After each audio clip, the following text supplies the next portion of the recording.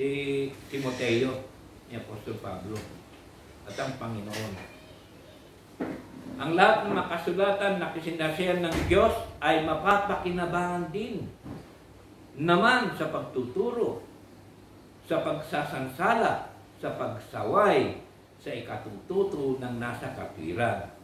So, yung itinuturo ng Panginoon, ito na yung paraan para may tuwid niya ang tao, para may turo niya yung katotohanan. At yun ang pakinabang na makukuha ng taong nakikinig sa salita ng Diyos. Na ikaw ay maituwid para hindi ka napasaway. Alam mo na, dito, bawal pumasok dito, babae lang dito, di pwede pumasok na lalaki. Kaso ngayon, yung mga lalaki, nag-isira ng kaming babae, pumasok sa CR.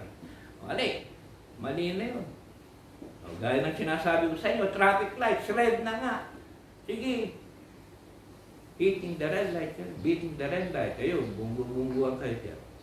So yun, yung mga utos ng Diyos na mas mahalaga para sa spiritual na kalagayan ng tao.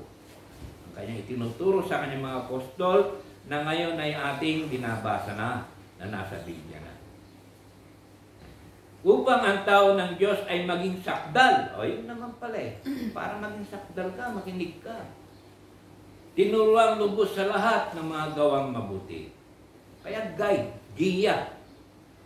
Giya natin bawat araw-araw ang Biblia. Nandyan lahat ang mga utos ng Panginoon.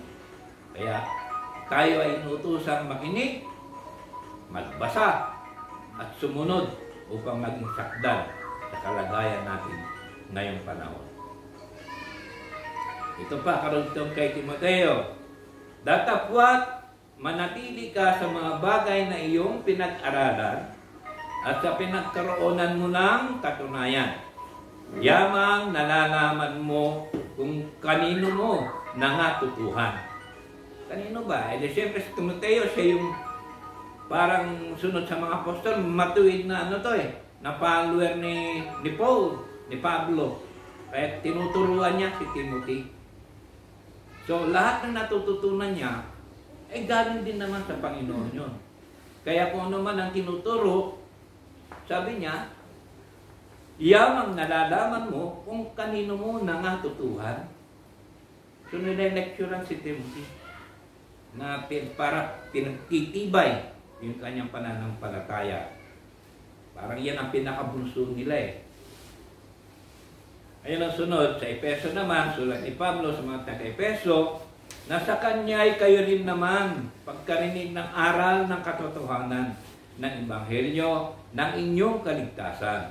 Nasa kanya rin naman mula nang kayo'y magsisampalataya ay kayo'y tinatakan ng Espiritu Santo na ipinangako. Yun, yung verbo.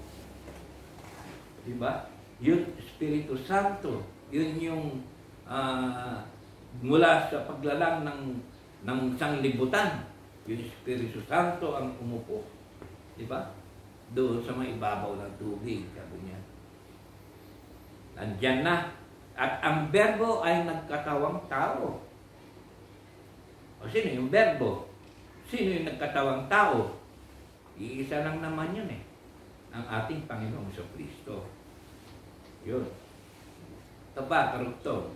Na siyang patotoo sa ating mana hanggang sa ikatutubos ng sariling pag-aari ng Diyos sa ikapupuri ng kanyang kaluwalhatian. So ito yung mga tinuturo niya na dapat tandaan ng tao. Yaong buhat sa pasimula, yaong aming narinig, yaong nakita ng aming mga mata, yaong aming namasdan at nahipo ng aming mga kamay tungkol sa salita ng buhay. Taklat ng unang Juan, mula nung una. Buti pa sila, nakita nila ang Panginoon sa Kristo eh. Diba? Mula nung pinako sa krus. Si Matthew na tinatanong, hinahanap yung butas ng kamay na. Pagkapako sa kanya eh. Buti pa sila, nakasama nila eh. Diba? Kaya yun naman ang kanilang tinuturo. No? Next. At ang buhay ay nahayag at aming nakita at pinatotohanan. At sa inyo aming ibinabalita ang buhay. Ang buhay na walang hanggan, nakasama ng Ama at sa atin ay nahayag. Diba? Ano ba ang buhay espiritual? Diba? Yung sabi niya, ako ang bumubuhay, ako pumapatay. May nangyari sa'yo, namatay ka, babalik ka naman sa Kanya. Okay lang, nagluluksa ang bawat Pilipino sa kamatayan ni Noy Noy. Tradisyon natin yun eh. Naituro sa atin nung una yun eh. Diba? Pero, namatay siya, pasalamat tayo. Dahil alam na natin, nasa kamay na siya ng Diyos. Kahit na pa, hindi na siya mahabol ngayon ng mga anak ng mga nasawi sa SAP, yung mga SAP 44 na yun.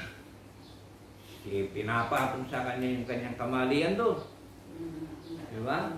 Ano pa, yung mga massacre sa Mindanao. Mayroon pang mga ano doon, journalist na namatay, ang dami nun. Ano pa yung pinapatong sa kanya? Ngayon, pasalamat na tayo dahil ang mag-ano na doon, mag-judges na doon, ang Panginoon na eh. Siya na mag-ano sa kanya, o nay-nay ka.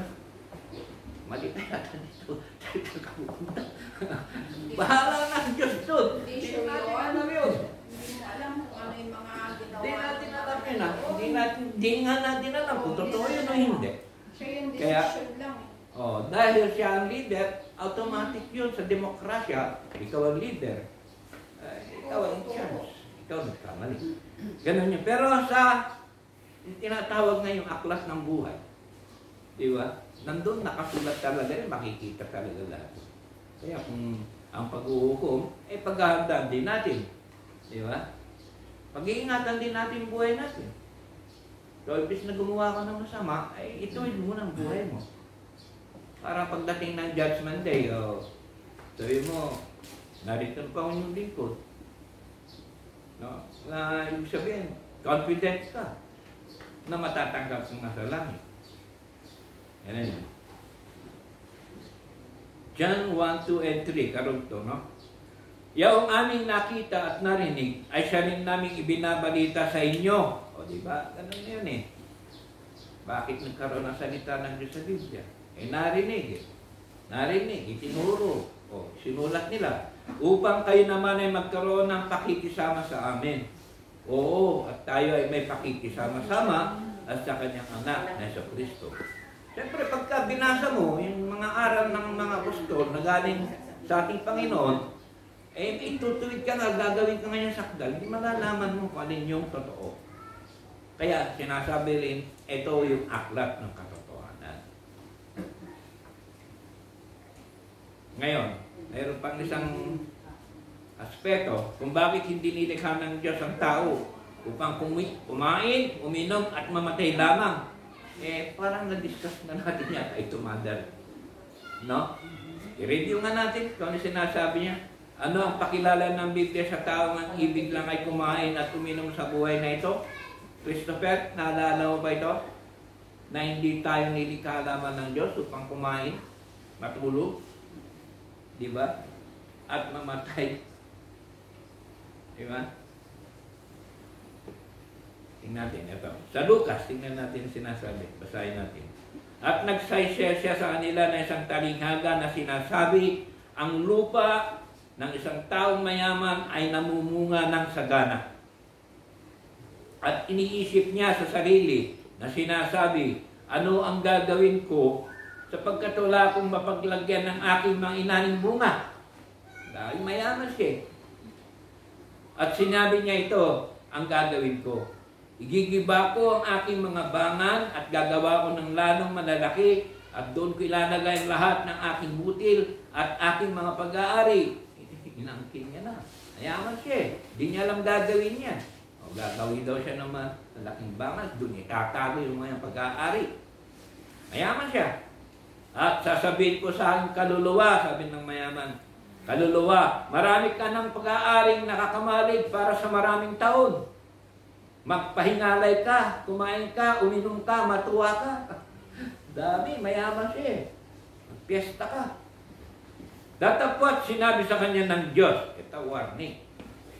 Ikaw na haling, hihingin sa iyo sa gabing ito ang iyong kaluluwa. At ang mga bagay na inihanda mo ay mapapasa kanino kaya? Di ba? Yaman-yaman mo na, gusto mo pang magpakayaman. O ito, may warning ang Panginoon. Halin, sabi niya. Ano kaya kung hinging sa'yo ang galing ito, yung kaluluwa? Kukunin niya yan. Ang mga bagay na hinanda mo ay mapapasa kanino kaya? Yan, pag-iisipan mo ito. Bakit ang tao mayaman na? Nagpapayaman pa rin.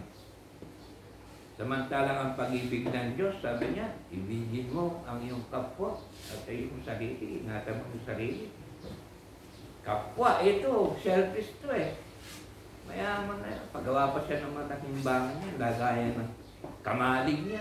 Para doon niya itago yung mga ani niya. Ano nakasulat sa Kawikaan? At yun sa Ecclesiastes 2:24. Walang maigi sa tao kundi ang kumain at uminom at pagdadaking mabuti ang kanyang kaluluwa sa kanyang gawa. Ito man ay aking nakita na mula sa kamay ng Diyos. Kanya yun? Anong katunayan? Sapagkat ang nangyayari sa mga anak ng mga tao ay nangyayari sa mga hayop. Parehas lang, kain ng kain. Sa makatuwid bagay, isang bagay ang nangyari sa kanila. Kung paanong mamamatay ang hayop, gayon mamamatay ang tao. Oo, silang lahat ay may isang hininga. Ay kontrolado niya. Isang hininga, kaya niya ang pigilan niya. Paano kung pinigilan ng Diyos ang paghinga mo? Diba? Dahil payaman ka ng payaman. Kain ka, piyesta, inom na inom. Sige, pakasaya ka. Pero may warning Diyos. Pwede niya. Maya't mayaman niya, nakaki ka na. Diba? Ngayon, ano ang ibinigay ng Diyos sa kahigitan ng tao kaysa sa hayop na kung mamatay ay tapos ng lahat? Ang hayop, pagpatay, patay na. Wala nga damay ang hayop eh. Patay na yun. Yung iba nga binabaw na lang sa lupa. Ngayon, ano ang kahigitan ng tao na ibinigay ng Diyos kumpara sa hayop? Sa unang 1:5-20, at nalalaman natin na naparito ang anak ng Diyos at tayo binigyan ng pagkaunawa upang ating makilala siya na totoo at tayo nasa kanya na totoo. Sa makatuwid ay sa kanyang anak ni Jesucristo, ito ang tunay na Diyos. Taklat ni Juan yun. Pinapatunayan lang na ang ating Panginoon Jesucristo ay Diyos, hindi tao. Nagkatawang tao. Kaya ano ang claim ng iba? Tao, kanila. Pinanganak doon ni Maria, ngayon naging tao. Nawala na sa aral nila ng Espiritu ang sumanib. Yung verbo, kaya nagkatawang tao galing kay Maria. Yun ang sitwasyon doon. Pakabanalin mo sila sa katotohanan. Ang salita mo ay katotohanan, sabi ni Juan. Datapwat siya'y sumagot at sinabi, nasusulat, hindi siya tinapay lamang mabubuhay ang tao, kundi sa bawat salitang lumalabas sa bibig ng Diyos. So ito na yun. Parang pinapakita na ng Panginoon na hindi lang sapat ang kayamanan mo para maligtas ka. Diba? Kailangan mo rin yung salita ng Diyos. Para i-guide ka na, kayamanan mo, pamahagin mo sa mga mahihirap. Diba? Ibigin mo ang kapwa mo, sabi ng Diyos. Adi, yung nagugutom, pakainin mo. Di nakatupad ka ng isang utos niya. Kaysa yung inipon mo ng inipon, yung kayamanan mo. Diba? Ano ang mahalagang dahilan at bakit hindi nilalang ang tao upang kumain lamang at uminom at mamatay tulad ng hayop? Ano yung dahilan? So, John 5:25. Katotohanan sinasabi ko sa inyo, dumarating ang panahon. At ngayon nga, na maririnig ng mga patay ang tinig ng anak ng Diyos at ang mga karinig ay mga bubuhay. O, diba? Minsan, nasabi na rin natin, nabasa na rin natin na mapalad yung bumabasa at nakikinig ng salita ng Diyos. Diba? Dahil nagiging banal siya. At yung ano niya, related ito dun eh. Sabi niya, darating panahon ngayon nga. Ito na yung panahon dahil marami ng nakakatakot na pwedeng mangyari. Yung end of the world. Kaya dapat makinig ka at tuparin ang utos na galing sa Biblia, galing sa Ama, galing sa Diyos. Kaya nandito, kaya binigay na nga ito. Kung hindi gagamitin ng tao ito, para kay ano pa? No? Ang kabuhayan mo, wala na. Kain ka na lang ng kain. Piyesta ng piyesta. Huwag ninyo ipangkilala ito sapagkat dumarating ang oras ng lahat ng nasa libingan ay makakarinig ng kanyang tinig. Mayroong sitwasyon. Nabanggit na rin natin doon sa paksa ng kamatayan. Ito na, yung mga patay nakakarinig. Diba? At magsisilabas ang mga nagsigawa ng mabuti ay sa pagkabuhay na maguli sa buhay, at ang mga nagsigawa ng masama ay sa pagkabuhay na maguli sa paghatol. Pag namatay ka, judgment day will come. Gano'n. Sapagkat tayong lahat ay kinakailangan mahayag sa harapan ng hukuman ni Kristo upang tumanggap ang bawat isa ng mga bagay na ginawa sa pamamagitan ng katawan ayon sa ginawa niya, maging mabuti man o masama. Judgment day yan. Sapagkat siya nagtakda ng isang araw na kanyang ipaghuhukom sa sanglibutan ayon sa katwiran sa pamamagitan ng lalaking kanyang itinalaga, na ito'y pinatunayan niya sa lahat ng mga tao nang siya'y buhayin niyang maguli sa mga patay. Diba? Bagsak mo ang timprong ito, 3 araw, tatayo kong muli. After 3 days, nabuhay ang Panginoon sa Kristo. Diba? Mga hiwaga, mga spiritual na minsan hindi mo maisip kung bakit nangyayari. Sa ating panahon nga, meron yung namatay na, nabuhay ulit. O, diba? May mga sitwasyon tayo gano'n. Patay na, dineclare ng patay. Pero may mo, nabuhay ka. Pero hindi gano'n ang kalagayan ng ating Panginoon. Talaga nakatakda siyang mamatay. Nakatakda siyang mabubuhay muli. At nakatakda rin babalik muli upang sagipin ng kanyang mga alagad. Kung paano tinakda sa mga taong mamatay na minsan, at pagkatapos nito ay ang paghuhukom. Yun yung sinasabi natin, Judgment Day. Ngayon, anong kahilingan ng Diyos sa tao upang hindi maparusahan sa pagkabuhay na maguli? Anong kahilingan ng Diyos sa tao? Na siyang may ibig na ang lahat ng mga tao ay mga ligtas at mga kaalam ng katotohanan. O, diba? Ano sinabi natin nung araw, nung nakarang mga paksa natin?